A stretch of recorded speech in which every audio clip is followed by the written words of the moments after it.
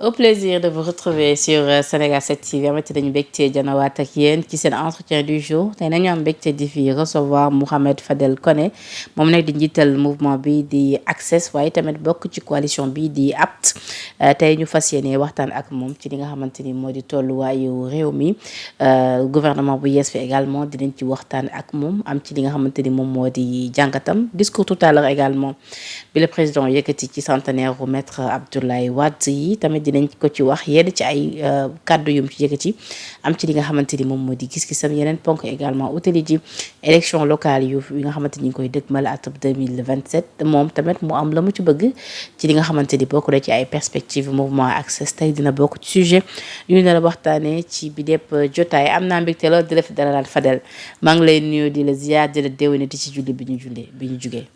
Penda di la sant di la gërëm di la nuyu bu baax di nuyu sénégalais yi nga xam ne ñoom ñuy seetaan ci biir Sénégal mais également ci bitim réew. di la naan déwénati di ko wax également sénégalais ci tabaski bi nga xam ne génn nañ ci. et c'est toujours un plaisir ñëwaat fii ci plateau Sénégal 7. di nuyu également la technique. mais ak grand pape Ngay Ndiaye bi nga xam ne moom Sénégal 7. di nuyu waa Sénégal 7 yëpp. et puis di kontaan encore une fois. dajewaat ak yow tey. en fait dañu noo suñu verre yi man ak yow loolu misaal la. alors ce matin xam nga ni gouvernement bu Sénégal dañu jëloon décision yi dañuy màggal li nga xamante ni moo di maître Abdoulaye Wade ci 100 ans mi téeméeri atam mi du ñu mel nag ñu daal di koy matale tey ñu door li nga xamante ni moom moo di cérémonie présidée par le président Bassirou Diomaye Diakhar Faye ci teewaayu en tout cas mbooloo mu takku foofee ca Grand Théâtre ñu fàttali tamit ki nga xamante ni moo doonoon maître Abdoulaye Wade ay réalisation tamit yi nga xam def na ko fii ci réewum Sénégal tant sur l'éducation que sur les infrastructures yooyu yëpp tey jëmal nañ ko fa kàddu yi benn la màggal ki nga xamante ni moo di Abdoulaye Wade mais également ci teewaayu doomam ji di Sindiély Wade mu ngi fa woon donte ñu bëri ñu ngi doon xaar ñëw ku mel ni Karim Wade mais quand même Sindiély représenté na famille maître Abdoulaye Wade mais ci lu ni mel nag moom le président Bassirou Diomaye Faye dafa tenir benn discours bu nga xamante ni daanaka salué par tous ñëpp a ngi koy partagé depuis ce matin jàpp ni tey président vraiment discours am bi moom réussir na ko haut la main te it jàpp nañ ni tey président bi ñu gis même sur la forme dafa nekk président bu gëm boppam bu nga xamante ni wax na avec beaucoup de pagne mais également wax na ak li nga xamante ni moom moo di ak charisme en tout cas yi nga xamante ni yëpp ñu ngi koy xaar ci un chef de l'État yow tey déjà boobu la initiative bu yëkkati jëmale ko ci maître Abdoulaye Wade ban gis nga ci am. mais Penda di ko rafetlu parce que maître Abdoulaye encore une fois di ko rendre un vibrant hommage mu nekk une personnalité forte. du Sénégal mais également de l'Afrique. def fi ay jaloore macha allah. def liggéey bu mucc ay biir Sénégal. ci wàllu infrastructure mais également ci wàllu démocratie.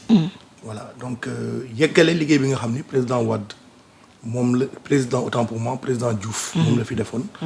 mu ñëw consolider vraiment démocratie Sénégal. nekk un grand monsieur. di ñaan yàlla encore guddal ay fanam. macha allah wéral ko. également.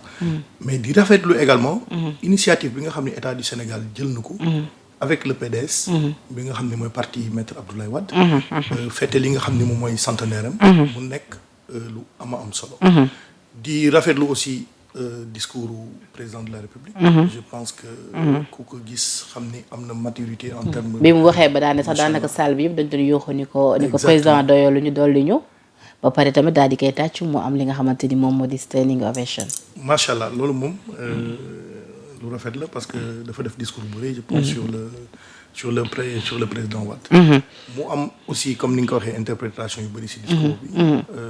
bëri na interprétation de sa gars yi nekk am nga coalition acte bi à rappeler que mooy coalition Pastef rek je peux dire. donc bëri na ñu ciy bokk sax ñu jàpp ni tey le président dafa doon tontuwaale ki nga xamante ni moom moo di Ousmane Sonko bi fi defoon sortie ba lay passé ci kaddu yu mu yëkkati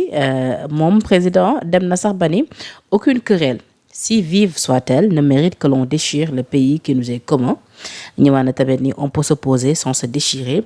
et se succéder sans se détruire ñëwaat tamit ni le pouvoir se transmet par la seule volonté du peuple et dans la grandeur jamais par la rue ni par la force loolu yëpp tey bokk na ci discours président tey bi muy màggal ki nga xamante ni moom moo di maître Abdoulaye Wade. waaw mais yow da nga jàpp ni c'était man pour man une réponse peut-être. pour man su fekkee dafay def réponse dafa war a toog jàkkaarloog Sénégalais yi def comme nu président Ousmane Sonko def conférence de presse am waxtaan ak Sénégalais yi wax ci situation man pour man c'est pas une réponse parce que lii soo ko jëlee ci temps Macky Sall réponse la aussi à ce que Macky Sall faisait ak tey li leen andité au pouvoir donc pour man soxloolu ñu koy interpréter foofu pour man c'est une fausse interprétation mais xam nga su ne fekkee nit yi duñ ko jàppee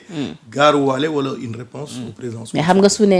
ne on peut s'opposer sans se déchirer et se succéder sans se détruire lu nu mel ci contexte bi ñu nekk nii tombeek ak sortie bu Ousmane Sonko ci li nga xamante ni moom mooy di gouvernement bi tombeek tamit ak sortie bu mu def révélation yi mu def ci anam bi nga xamante ni noonu lañ ko limogé ak yu ni mel ñu bëri jàpp ni tey jii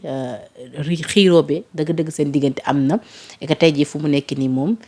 guerre bi moom daanaka ñoom ñaar flagrant na seen diggante kon suñu déggee président wax ni on peut s'opposer sans se déchirer et se succéder sans se détruire ndax xel du dem ci ni oui peut-être dafay tontu le président Ousmane Sonko. mais man pour man jàppee ma ko tontu parce que le président Ousmane Sonko je pense que même dans son discours la dernière fois il a rappelé que moom tout le temps mi ngi fexe di waxtaan ak le président Bassirou Diomaye Diakhar Faye parce que au-delà même du fait qu'il soit deux hommes d'État yi nga xam ne tey ñoom ñoo ñëwandoo au pouvoir au-delà de ça c'est son frère c'est son jeune frère bañ na ba son jeune frère tuddee na ko doom ba pare tuddee yaayam doom donc man jàpp naa ni ñoom ñaar seen diggante ba léegi ñoo ngi waxtaan et ils vont continuer à discuter pour l'intérêt du Sénégal et te loolu moom moo war parce que bu ñu fàttee également ni tey balaa nga naan naam nga ne fa président Bassirou Diomaye Diakhar Faye su toogee tey di mën a def discours sur le président Wade c'est parce que Ousmane Sonko da ko joxoñ te Ousmane Sonko bu mu koy joxoñ respecté wul les règles du parti waroon na mën a def primaire pour parti bi tànnal boppam mais dafa jël responsabilité am en tant que chef de parti ni man Bassirou moo ma doy moom laay joxoñ Bassirou mooy man maay moom. ci kaw protocole bi ñu waxante woon. est-ce que comprendre nga. Sonko rappelé ko tamit keroog. waaw ñi waxante woon nañu et que c'était prévu que su jëlee su jafe mandaam après mu jàlloo ko. parce que non loolu man du ma yegg foofu parce que Ousmane Sonko waxewu ko noonu parce que pourquoi. mais loolu lañ ci sous-entendre. non mais xam nga nit yi moom du ñuy interpréter rek les gens ils font que interpréter mais lépp lu ci mënti am mooy que ñoom ñaar yàlla moo leen boole man de dama mës a jàpp ni Sonko mooy Diomaye mooy Sonko mathématiquement le président Ousmane Sonko dafa génne livre boo xam ni da ko tuddee solution pour man solution bu mu andi c'est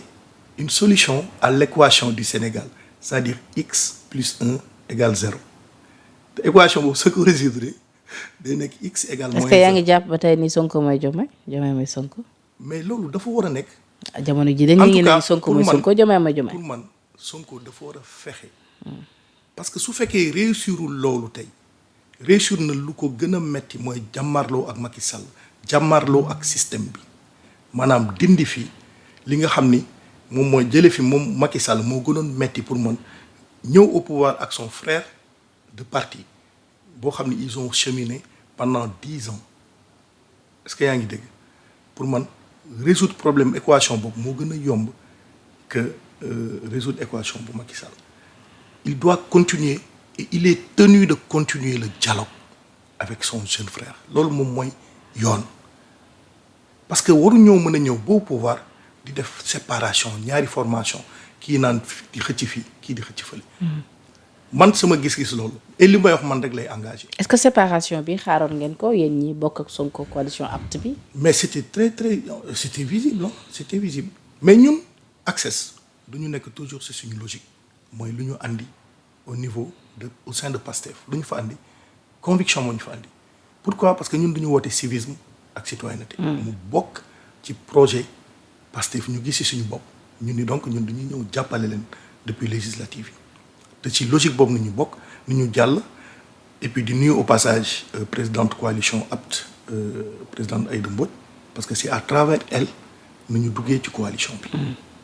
ci coalition Diomaye dans un premier temps et ñu topp toujours suñu logique mooy des ci coalition apte parce que loolu moom mooy yoon Sénégal kenn mënu ko xaajul sànq maa ngi doon wax ci sama équation bi 1 bi moom mooy Sonko ak Diomaye benn nañu moyen bi fi ñëw nag mooy li échappé le président Ousmane Sonko au niveau de la prison bu ñu fa nekkee et ça c'est le système du caaxaan moo ko fiy dindi. système bi Sonko wax sax ni ba tey ñoo fa nekk ak ñooy continuer di ko comploter. à travers sax mais c'était prévisible li opposition parlementaire ba bëgg nii muy que conseil constitutionnel invalidé dellu si Ousmane Sonko ci assemblée nationale. mais loolu assemblée nationale mënu ko je pense que maître Aïssata Tall Sall il a été clair assemblée kii autant pour moi conseil constitutionnel mënu fi dindi président. mais Tafsir Thioye mais Tafsir nee na lii conseil bi mun na ci àttu parce que lii problème bu lié ci constitution bi la. Non, c'est un problème boo xam ni c'est le bureau de l'Assemblée nationale qui a pris cette décision et bul fàtte ni président Ousmane Sonko il a été la tête de liste de la coalition PASTEF loolu la demee élection te conseil constitutionnel ñoo ko def député donc tey soo amatul beneen ndombal tànk ci nguur gi li nga xam ne dañ koy tere maanaam cumuler poste député ak ministre mais il a le droit de revenir kooku warul nekk débat. Mais pourquoi Sonko man je comprends pas. Mais pourquoi Sonko ne parle toujours de complot? Pourquoi yenn Sénégalais yi c'est ce que certains ne comprennent pas. Pourquoi tout le temps Ousmane Sonko ne fait que nous parler de complot? Non mais parce que les gens depuis 2021 ba léegi dañuy def fixation ci moom ñenn Sénégalais c'est-à-dire certains de l'opposition dañuy def fixation ci moom et loolu ba léegi man j'arrive pas à comprendre qu'est-ce qu'il a réellement fait ba ñu mën a am fixation ci moom lu mu wax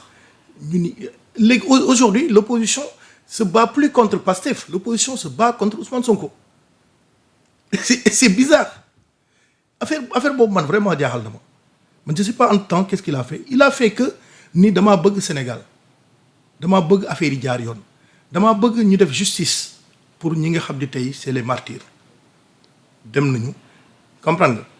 nga ñu leeral ko il a fait que dire que li nga xam ni moom la ñu bokk ñun sénégalais ñun ñëpp ñu delloo ko Sénégal ku nekk ñu bañ a def Sénégal nenu baxal comme ni ñu koy waxee ñun ñëpp ku nekk mën a am wàllam ci réew mi de manière très transparente est-ce que comprendre nga. mais loolu leer na il a fait que dire fonds politique yi par exemple nañ ko. waxuñu ni mën nañ ko yokk sax waaye nañu teg des moyens pour mën ko contrôler pour mu bañ a nekk ay armes yu nit di utiliser pour mën a def naka su dul noonu mais pour man loolu bëgg sa réew la mais pourquoi les gens ils font une fixation sur Ousmane Sonko pour dire pour xeex ak moom tout le temps lu mu wax ñu ni ko déedéet du loolu di ko sosal di ko tuumal man j'arrive pas à comprendre. et pourtant nag yow li nga wax ni yëpp Sonko lañ koy tuumal et pourtant c'est un Sénégalais. c'est-à-dire yow li nga wax ni yëpp comme man aussi c'est bizarre yow li nga wax ni yëpp Sonko lañ koy tuumal c'est-à-dire Sonko la ñuy wax ni moom moo fi tuumalaate moom la ñuy wax ni moom moo fi sosalaate c'est ça li nga wax ni yëpp opposition moom lañ koy delloo mboot yi nga xam ne mi ngi fi doon wala am yow nekk ko ci réew mi li tax dëkk bi daawul fonctionner correctement li tax Sénégalais yi ku ci nekk mënoo jot sa li nga li lu tax lépp mënul fonctionner correctement c'est-à-dire lu tax dund bi am problème et tout loolu moo tax gars yi contre ko parce que bu njëkk c'était juste une certaine minorité ñoo doon séddoo affaires yi ñoo doon def naka sulu noonu léegi dafa suli loolu yëpp man je pense que loolu la quoi loolu la mën a doon. et puis comment ne pas loolu moo faire tax gars yi def fixation sur et puis lui. comment ne pas faire fixation sur lui sachant que ni moom moo jiital li ki nga xamante ni moom moo di Diomaye jaayoon ni li nga xamante ni moom moo di Sonko Diomaye mooy Sonko bilan bi nekk benn ñoom ñaar depuis 2 ans ñu jiite li nga xamante ni moom moo di réewum Sénégal diggoon sénégalais yi li nga xamante ni moom moo di nekkin bu gën bi nga xamante ni moom la ñu nekk nii dundin bu gën également tey jii bu sénégalais yi yeewoo à la grande surprise am ci lu ni mel déception à la base lu ñu gis mooy li nga xamante ni moom moo di ab séparation alors que ni digguñu woon loolu pourquoi est-ce que nit ñi duñ def fixation sur Sonko. loolu moom moo tax ci départ bi ma ni aujourd'hui sa responsabilité est toujours engagée ci lépp dafa war a fexe xool même su ne le président Bassirou Diomaye Diakhar Faye dafa teg yoon bi mu fexe continuer dialogue bi ak waxtaan bi ak moom pour delloo ko ci yoon bi mu yaakaar ni moom moo mën a jëmale jub Sénégal ci kanam mooy li ñu diggan Sénégal yi que ñu am justice que li fi amoon ñu dindi ko fii mu bañ a amaat est-ce que comprendre que Sénégalais yi ñu augmenter seen pouvoir d'achat yokk wàññi li nga xam ne moom mooy njëgi te lu ci bëri réussir na que je pense que 2 ans yi mu nekk fii on a vu carburant bi wàññeeku na malgré difficultés yi nga xam ni ak guerre yi ak ainsi de suite carburant bi yokku ci pays yu bëri mais Sénégal on a vu que baissé na le coût de la vie am na produit de première nécessité yu bëri yoo xam ni wàññi na ko donc il a fait beaucoup d'efforts léegi li ci des kañ mooy man li may wax mooy Sonko mooy Diomaye Diomaye mooy Sonko loolu moom bés bu ñu fexee ba loolu vraiment ñu dem ba nekk devant le mur nga xam ni tàkkali ko moo fi am pour man Sénégalais yi duñu am lu leen neex. mais est-ce que loolu dina yombati et puis la faute à qui parce que depuis lors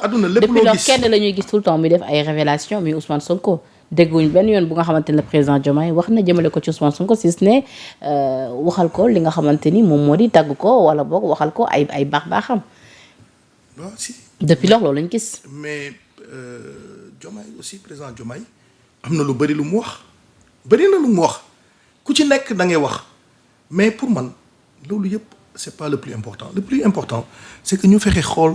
naka. mais Sonko lañ fi dégg mu ne réew mi dafa am problème d'autorité moom lañ dégg mu ne réew mi dafa am problème d'autorité moom lañ dégg mu ne nañ ko bàyyi mu gouverner moom lañ dégg muy ngaañ justice bi loolu yëpp pour ba barki Demba Ndiaye ci sorte bi dafa il a été clair que ni jàppul ni ministre bu yees bi ñu fal nii mu dénk ko wàllu justice jàppul ni tey ji il peut faire grand chose.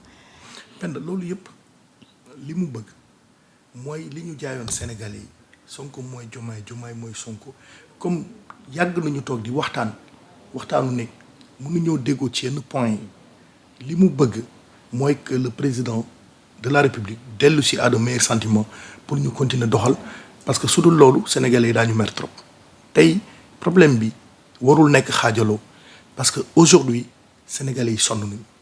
ñun ñëpp on le sait nous on est des acteurs du bâtiment du BTP ça fait quasiment 2 ans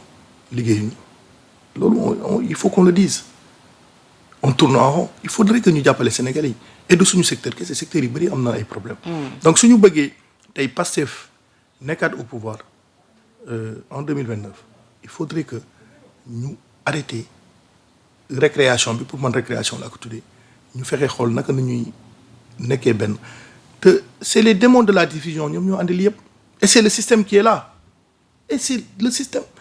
système pour ñu jëlee ko fi il faudrait que ñun ñëpp ñu futteeku intellectuels yi sénégalais yi ñëpp nekk benn pour l'intérêt du Sénégal ñu fexe ñaar ñi nekk benn parce que loolu tax ñu fal leen parce que loolu mooy yaakaaru sénégalais yi li fi jot a am li ñu jaay sénégalais yi réew mu tegu ci yoon Ousmane Sonko loolu la bëgg mais su fekkee am na ñeneen de l'autre côté ñuy fexe di xeex pour que loolu bañ a am pour que lu fi nekkoon continuer di fi nekk mais c'est normal que mu génn teg affaire yi sur la table expliquer sénégalais yi ce qui se passe pour que nit yi mën a xam parce que sinon su fekkee kenn génnul leeral kenn du comprendre. mais ci lu nga xamante ni sénégalais yi ñoom la ñu falandoo woon ndax jàpp nga ni tey jii malgré seen i divergence malgré seen ñàkk déggoo jàpp nga ni tey jii Ousmane Sonko war a mun a bañ bokk Pastef ci li nga xamante ni moom moo di gouvernement bu président Diomaye teg yees ba xamle woon ñu ko moom sax ci li nga xamante ni moom moo di page am que ni gouvernement bi Pastef du ci bokk finalement ginnaaw bi nga xamante ni amuñ ci ab déggu je veux dire par là bu doon dañoo prioriser li nga xamante ni moom moo di intérêt sénégalais yi ak sénégalais yi leen fi teg démb ndax tey gi seen divergence waroon na tax lu ñu parce que ñoom bu ñu nekkul ci dans les instances de décision naka la ñu mën a indi ay coppite ci li nga xamante ni wala boog matale diggé ñu diggoon sénégalais yi. Il faut comprendre une chose que aujourd'hui dafa am ñaari légitimité le président de la République il est légitime sénégalais yi ñoom ñoo ko fal à 54%. mais Ousmane Sonko moom moo tax tey ñu am légitimité boobu au niveau du président Diomaye te gis nga ni le peuple est derrière Ousmane Sonko ku nekk ci pouvoir da nga war am légitimité populaire président ñi koy conseil il faut que ñu conseiller que mu rangé wu ci gannaaw Pastef parce que su fekkee liggéey nañu pour xàjjale Pastef kii dem ak fii kii dem fale mooy li ma doon wax sànq du sotti il faudrait que Pastef nekk benn comme un seul homme passé stade bi parce que lii la système bi bëgg lii la bëgg pour mën a dindi affaire bi parce que lii président Ousmane Sonko di bëgg imposer loolu na ñu bëggul mu am moo tax combat jihad la war a doon pour man te jihad boobu man gëm naa ni mën nañ ko réussir mën nañu gagner ci jihad boobu su fekkee le président Ousmane Sonko comme ni mu ko waxee dernièrement ci discours am continue di discuter avec son frère pour delloo ko à la raison ñu mën a nekk benn pour liggéey réew mi parce que ku nekk su fekkee yor nga arme di ko tiirante forcément danañ gaañante ñoom ñaar su boobaa du baax ci ñoom ñaar parce que tey su kii nekkee assemblée kii nekk présidence ba pare déggowuñu et je pense que loolu duñ ko def parce que Ousmane Sonko wax na ko nee na ils feront tout pour accompagner le gouvernement mais sànq li nga wax ci affaire ministre yi man li ma ci xalaat mooy c'est quand même c'est pas pensable que ñëw ñu ànd nekk benn sama appareil bien que ñeneen ñoo ngi wax coalition Diomaye moom moo fal le président mais appareil bi fal le président ñëpp xam nañ ni appareil Pastef la appareil Pastef moo fi am appareil boo xam ni consolidé na ko pendant 10 ans président daf ci boole waa la coalition Diomaye de. consolidé na ko pendant 10 ans waaye tamit dafa jàpp ni la coalition consolidé na ko pendant 10 ans dafa jàpp ni loolu da ngeen ci ànd liggéey ci avec la coalition Diomaye kon jàpp ni mérite bi yéen coalition Diomaye bokku ci parce que coalition moom mooy gagné moom mooy foofu nañ toll aujourd'hui ci politique coalition moom moo gën a gaaw pour mën a gagné mais su fekkee nee nañu coalition Diomaye kese moom moo gagné moo tax le président nekk au pouvoir loolu aussi xel mënu ko nangu Pastef moo fi am appareil boo xam ni mënoon na jàkkaarloo ak Macky Sall ak opposition bi yëpp pour mën a jàll au premier tour bon loolu j'en passe man je recrée pas l'histoire j'explique juste li xew man je n'ai rien contre le président de la République d'ailleurs lu tax ma wax loolu dama àndoon si le fait que ñu fal que mu nekk njiitum réew mi ànd naa ci loolu moo tax également ma dugg Pastef parce que bu muy nekk président si laay dugg Pastef est-ce que comprendre nga mais lu ma dama bëggoon dellu si rek ci le fait que dans un gouvernement de 30 ministres yow nga ni au final 4 ministres ngay jox Pastef 7 non bul ni 7 parce que les 3 autres ñoom bokkuñu Pastef c'est des alliés de Pastef dañu mel na man rek ku ci mel na Déthié ku ci mel na Cheikh Tidiane Dièye Guirassy ñoom ñëpp c'est des alliés ku ci mel na Mamadou Lamine Dianté que je salue au passage. Parce que dès que ñu ne le président moom à la base ce qu'il voulait mooy c'était un gouvernement d'union gouvernement bi nga xamante ni ku ne mun nga jógee fu nekk ñëw bokk ci gouvernement l'essentiel en est que nañu bokk nañu ñëpp ba tiirandoo li nga xamante ni moom moo di suñu Sénégal kon dans ce cas-là bu jëloon poste yëpp jox ko passé lan moo koy dese. mais xam nga affaire bi li ci gën a doy waar mooy que ñi fi nekkoon seen poste ñu ngi doon doxal ministre des sports bu ñu fi destitué il faisait correctement son travail d'ailleurs si réñam la ñu am coupe d'Afrique mais loolu seen choix la ñoom Birame Souleye par exemple ñoom ñoo jël seen décision bopp suivre li nga xamante mais pour man loolu yëpp ñàkk waxtaan la gis nga moom lay wax ni Penda ñu dellu si waxtaan bi waxtaan bi c'est important que du président ñoom ñëpp dañuy continuer gis nga waxtaan bi c'est important Ousmane Sonko laa di nee na président tëb na ko moom woo directement ministre yi convoqué leen pour ñu waxtaan peut-être erreur bi foofu la am su jaaroon ci appareil bi ci Pastef ci Pastef su fa jaaroon peut-être problème bi du am il fallait que mu jaar ci Pastef kon on n'aurait pas ce problème et pour man ba léegi rien n'est trop tard dans la vie il faudrait que ñu dellu waxtaan xool ni ñuy defaraatee affaire yi parce que loolu moom man en tout cas je suis pour ça man je n'ai rien contre le président xam naa ni léegi macha allah siru bi dugg na parce que ku ko gis muy wax sax nga xam ni léegi siru président bi tegu na ci moom quoi macha allah mais il doit se ressaisir dellu ci waxtaan ak son grand frère ñu jéem a trouver une solution par rapport ak problème bi ñu am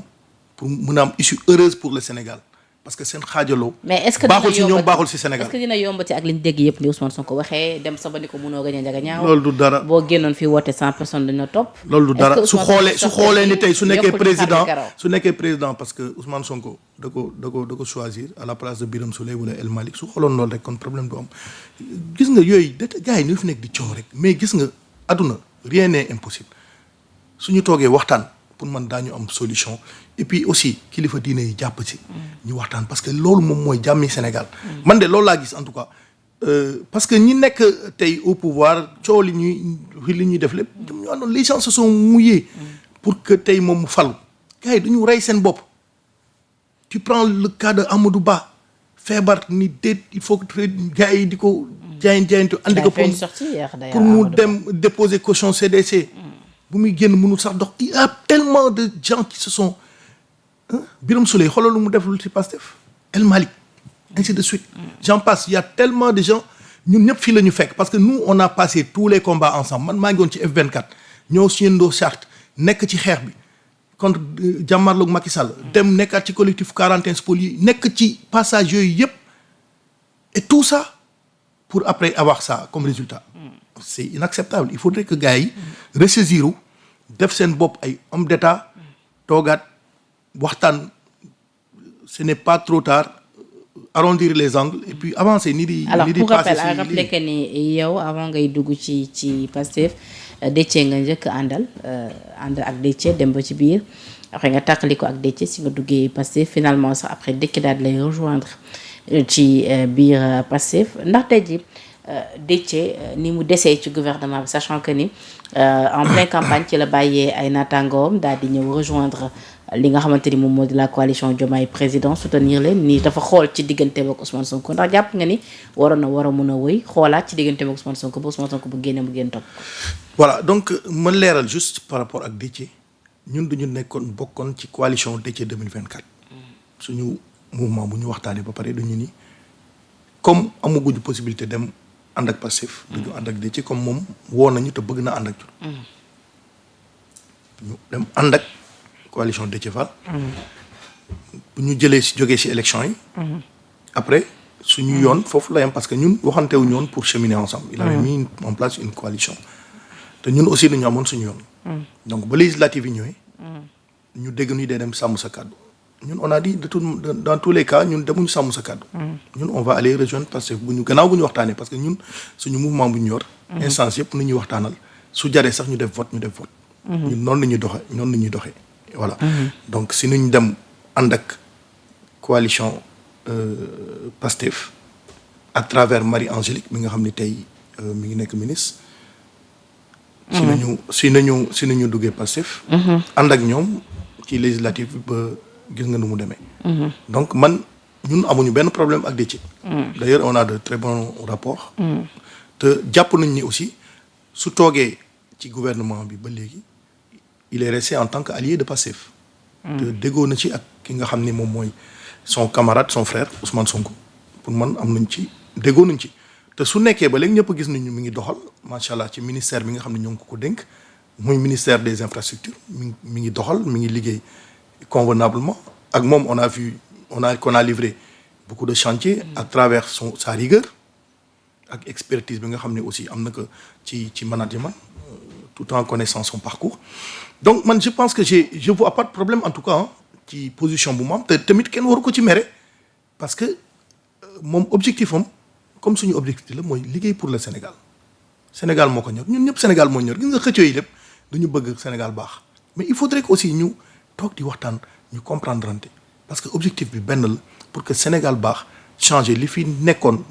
démb bañati fee nekk que lu ñu am Sénégal mu néew ñun ñëpp ñu jël ko bokk. ku nekk mën ci am ko bàyyee dañu gis ñu bëri daal di démissionné ànd ak moom Gorée ànd ak moom ñu ba tamit xaaroon fa ku mel ni. waaw mais Penda. je pense que communiqué bu muy génn communiqué boobu dafa doon adressé au membre de Pastef. ñi nga xam ne tey c'est des Pastef authentiques. mais ñi c'est des alliés de Pastef comme ni ma wax man xaw ma les tenants et les aboutissants. je pense que déggoo na ci ak le président Ousmane Sonko pour mën a des si li nga xam ne moom mooy gouvernement bi. te su si toogee man dama jàpp ni dafa bëgg liggéeyal Sénégal rek moo tax mu toog fi. te ñeneen ñi noonu lañ fa toogee muy Guirassy muy Cheikh Tidiane Dièye muy Mamadou Lamine Dianté ainsi de suite.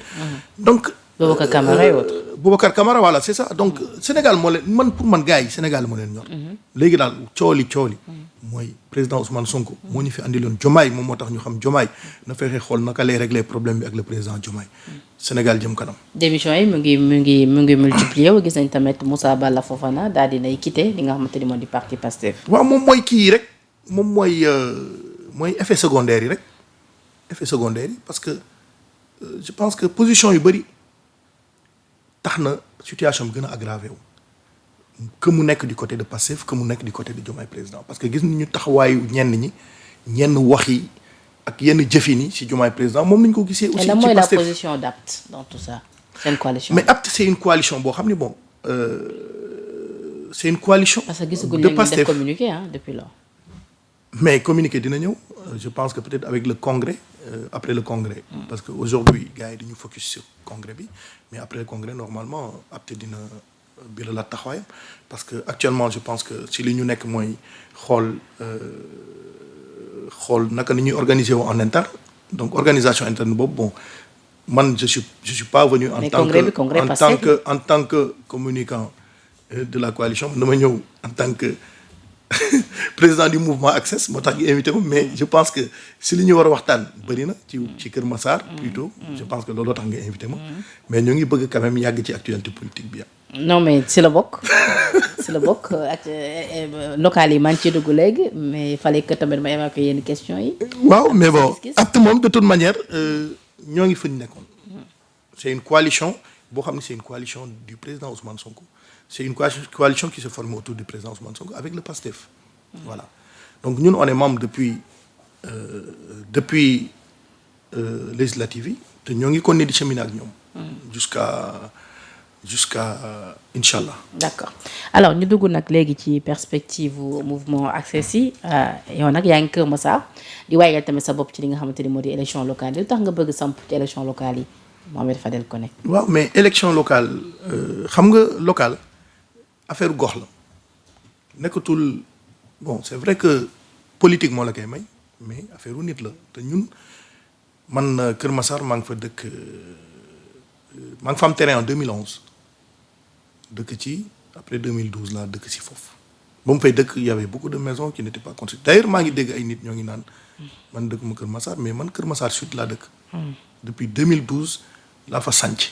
nekk fa ak sama njaboot macha allah. beaucoup de mes enfants macha allah sont nés là-bas. donc j'ai vu Kër Massar grandir problématique yu bëri foofu la ma fekk. mu nekk ay problématiques yu doy waar. lu ci mel na inondation yi depuis boobu ba léegi nous souffrons. parce que nawet su jotee doo bëgg lenn lu dul jël sa bagage nga dem sa yoon. gis nañ ko ak inondation bu metti bi nga xam ne amoon na en 2020. ba Macky Sall ñëwee def Kër Massar département. def na ko waaye ba léegi jumtuwaay yi nga xam ne Kër Massar soxla na ko. ba léegi ça suit pas suñu gisee mairie yi ñoom ñu ci bëri dañuy loué. préfecture bi conseil départemental il y a beaucoup de problèmes yoo xam ne Kër Massar am na ko. et d'ailleurs j'en profite pour dire à l'État du Sénégal vraiment war nañu def dara pour Kër Massar. pour au moins fonctionnement bi mën a jaar yoon comme ñu yeneen département yi war a fonctionner convenablement. voilà ñu gis Kër Massar grandir ñu gis problématique yi Kër Massar am. au niveau de la santé. au niveau de la culture ñu gis ne acteurs culturels yi ils sont laissés en rade. ñu gis au niveau de l'économie solidaire ñi nga xam ne normalement ñooy les moteurs de la commune amuñu benn perspective. muy commerçants marchands ambulants les handicapés mu nekk les mécaniciens. les acteurs du bâtiment. j'en passe il y a tellement de personnes yoo xam ne tey gisuñu seen bopp. ci li nga xam ne moom mooy fonctionnement wu. commune bi je parle bien de la commune sud. mu nekk une commune boo xam ni am na 105 000 habitants. nekk commune aujourd'hui tey bu waroon am selon les normes de l'OMS 12 postes de santé mais mu am seulement ñaar pas poste de santé je parle de centre de santé. parce que normalement pour des habitants de 105 000 personnes 12 centres de santé la ñu war a am te ñu gis ni ñaar rek moo fa am mooy bu Mame Dior ak bu Madame Ba mu nekk insuffisance au niveau de la santé loolu nag ab andi ni ñun comme ñun on fait des activités de citoyenneté mu yóbbu ñu ci ñuy organiser ay consultations gratuites ñu am objectif d'ici fin d'année bi incha allah ñu def ci au moins 6 aujourd'hui on est à 2 ñu def benn fi nga xam ni moom mooy Grand Médine Sotrac def beneen Médinatoul Mounawara bi nga xam ne foofu laa dëkk. compter def yeneen gox-goxaat yi aussi pour mën a au moins soulager population yi. parce que yooyu initiative yooyu normalement. mairie bi moo ko waroon def. mais ndax di nga mën a am di nga mën a compter ci soutien wu coalition APT sachant que ni ñu bëri tamit bëgg nañ mairie bu Kër Massar bi rawatina Bilal Diatta bi fa nekk. bon man de toute manière comme ni mu la ko waxee si njëlbeen mairie bi affaire gox la comprendre ñun on est dans la coalition APT mais dañuy yaakaar ni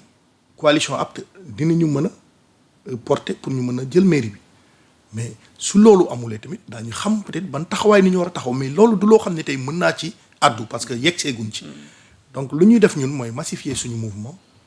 gën ko dooleel gën ko structurer au niveau de Kër Massar. mais est-ce que jotagu ngeen ci waxtaan à l'interne ak dans le département. non jotaguñu waxtaan ci loolu. ñun liggéey boobu ñoo ngi ci depuis très longtemps. parce que man Kër Massar je veux dire pour xam ndax di ngeen mën a am. ci non Ousmane Sonko il nous avait promis il avait en tout cas man bu ñu nekkee ci ndogu bi waxtaan nañu mu ni naa leen recevoir pour ñu waxtaan mais bon loolu amagul am naa yaakaar ni dina am. fii léegi ñuy dem ci élection yi. donc man li ma bëgg wax rek mooy ñun ñoo ngi nekk di liggéey sur le terrain. te liggéey boobu du tey nañ ko commencé yàgg na ñun on faisait un travail même sur le plan national mais léegi dañu gën a concentré wu ci département bi nga xam ne mooy département Kër Massar. mu nekk Kër Massar Sud Kër Massar Nord Yëmbal Jaxaay. jàpp nga ni situation ni mu demee ni coalition APT mën nañu am plus ay mairies yu bëri ci élection locale yi ñu dem. mais pourquoi pas bien sûr légitimité populaire mi ngi Pastef ba léegi. waaw Pastef su fekkee organisé wu ñu comme ni mu waree. que Pastefiens yi aussi jàppale président Ousmane Sonko yaatal comme moom ni mu ko bëggee. parce que moom dégg naa ci ay waxam ne na il faut un rouleau compresseur. dafa bëgg parti bu mag boo xam ni moo gën a yaatu PS bi nga xam ni def na 40 ans ci nguuru Sénégal lu mel noonu la bëgg pour loolu nag il faudrait que Pastefiens yi xajal yaatal comprendre ni parti du kese ñi ko sànc wala ñi fi nekkoon démb ñoo fi war a nekk toujours non dafa war a nekk quelque chose de dynamique dafa war a ëbbeeku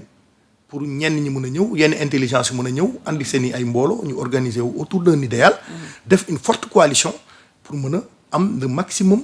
de mairie. man de noonu laa ko jàppee opposition bi de rawatina APR dañ jàpp le contraire parce que ñoom nee nañu sondage yi ci CC bi li amoon ci CC rek wane na ko et que tey jii ci élection consultative yi wane na ko. et que tey jii loolu du sondage. loolu moom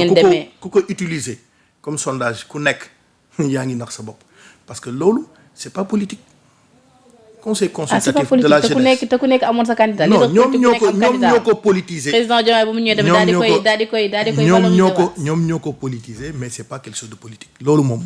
c'est pas un moyen pour sonder. loolu moom gis nga tey suñu tëggoon élection tey nga xam force de frappe Pastef parce que Pastef dafa pare Pastef c'est un appareil. et vous ne craignez pas la coalition Diomaye bi nga xamante ni de jour en jour mu ngi yeewu di massifier tamit. mais problème bi mooy gis nga champ politique pour man kenn warul xeeb kenn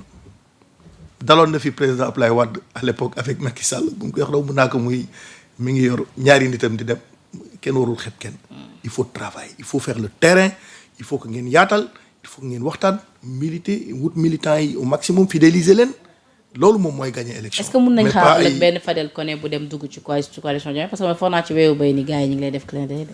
ah bon kooku fan nga ko foree. samay investigation. loolu doy na waar de. amagul man de awma information boobu. en tout cas man moom Sénégal moo ma tax a jóg Sénégal moo ma ñor defuma clin d'œil kenn parce que maa ngi sant yàlla bu baax damay wax naan ba ma yàlla di teral macha allah ma nekk ci li ma nekk boobu président Macky Sall sax nekkagul président. maa ngi sant yàlla bu baax ba ma jógee Suisse xam-xam laa andi ak sama ñaari valise yu yére ak valise yu livre waaw ci loolu laa démarré teg lu may teg nekk entrepreneur di liggéey dans le secteur dans le bâtiment former ay xale yu bëri di liggéey dans le social di def lu am solo loolu la Sénégal soxla au-delà de ay affaires partisanes déedéet dañu soxla des leaders yoo xam ne tey mën nañu xëccaale boot ñu bëri yóbbu leen teg leen ci axe. formé leen ñoo ngi koy def ci jigéen ñi on a formé beaucoup de femmes ci domaines yu bëri produits céréales produits locaux boulangerie pâtisserie ainsi de suite j'en passe la jeunesse aussi on a organisé beaucoup de formations pour les jeunes ñoo ngi leen di réunir aussi autour des activités sportives par exemple on fait des tournois pour mën leen préparer loolu les nawetaan mën a passer des messages de civisme et de citoyenneté pour la jeunesse comprendre conscientiser leen parce que loolu moo gën a important gis nga Sénégal tey suñu fexoon ba civisme ak citoyenneté tegu réew mi dina jëm ci kanam mais tant que loolu amul on aura des difficultés parce que perte de valeur yi ñu am yëpp ci loolu la jógee et pays yu comprendre yëpp yu comprendre ba mën a développer wu ci loolu nañu jaar c'est-à-dire yaraat seen askan teg les valeurs civiques teg les valeurs citoyennes ñëpp xam ni citoyenneté participation à l'effort de construction nationale moom mën a tax réew mi dem ñëpp xam ni civisme mooy maanaam nga nekk nit bu nite xam li la war xam sa wareef xam sa wargal xam sa taxawaay ci réew bi loolu moo mën a tax réew mi change mais pas politique politicienne pas coow lu bëri pas tayal pas am yenn valeurs yu bokkul ak valeurs yi maam yi amoon démb muy jom muy fulla fayda jomb est-ce que comprendre nga bañ a wor valeurs yooyu nañ soxla Sénégal. D'accord. loolu nu ñu war a inculquer jeunesse bi. te ñun ci loolu nu ñu nekk di liggéey. avec la jeunesse ànd seeg yaay booy ànd seeg jeunes yi comprendre nga nekk si social bi jàppale nit yi ñi nga xam ne am nañu ay difficultés ñu wut ay réseau ñi nga xam ne am nañu ay yenn maladies yi ñu fexe jàppale leen pour ñu mën a faj seen feebar yi ci loolu la ñu nekk jege askan bi parce que loolu mooy important et ça nous amène au fait de la commune bi loolu la soxla dañu soxla kenn koo xam ni tey mën na faj seen ay jafe-jafe ba pare yàlla def ma nekk ingénieur en plus de la construction mën a xam affaire yi fu muy mettee parce que bâtiment balaa muy taxaw il faut ñu defal ko ay fondation d'accord def une refondation ñëw mu gën a yaatu de la commune waaw kon jeex na ñu wax ci li nga kii waxtu bi jeex na di la bàyyi nga tàggatoo le mot de la fin. mais Penda tey nga ma ci politique bi ba bàyyoo ma mën a waxtaan ak Massar waay parce que da ngay politique kon su ma la téye ci politique bi benn yaa ngi politique mais di sant di gërëm kontaan naa bu baax maa la gën a kontaan ci émission bi macha allah donc di am bégte rek di balu ak sénégalais encore une fois ñëpp wax yi nga xam ne wax nañ ko fi su fekkee am na lu débordé di jégalu rek xam ni nit laa te matuma di ñaanal ñëpp nekk si jàmm réew mi nekk si jàmm